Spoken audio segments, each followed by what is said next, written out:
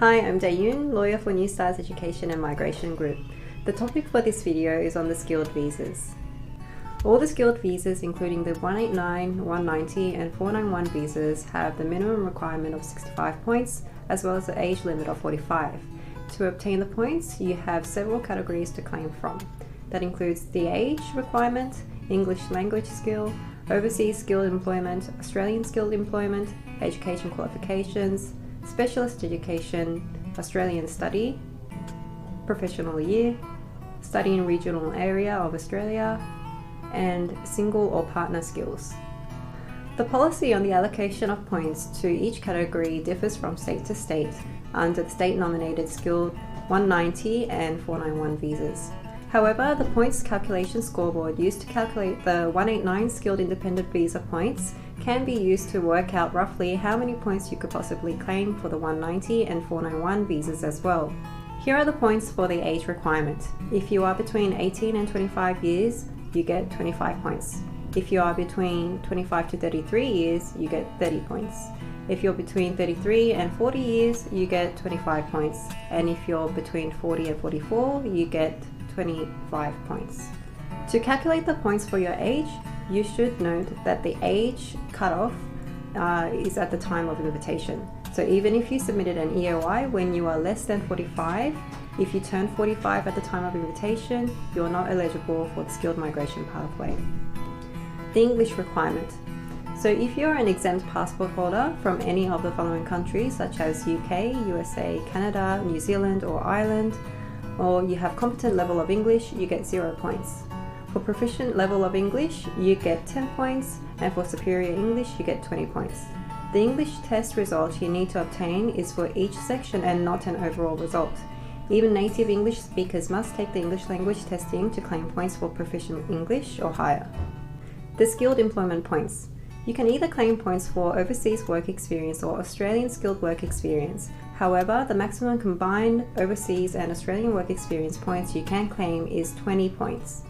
Please bear in mind that only post-qualification work experience can be counted to claim points, and the qualification is a prescribed qualification under each occupation from the ANZCO code.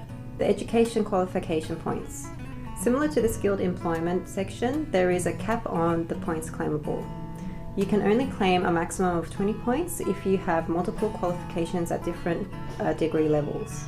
From the educational qualification points are the specialist education qualification points.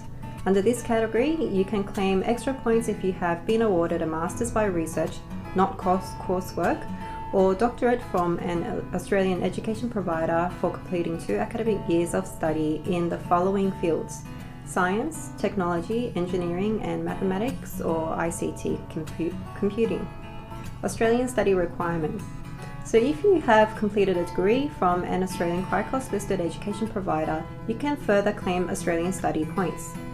The 2 essential requirements are that the course takes at least 2 academic years, and you must have completed your study in Australia in a total of no less than 16 calendar months while you hold a visa authorising your study. Professional year points. The professional year is only available in accounting, ICT computing or engineering.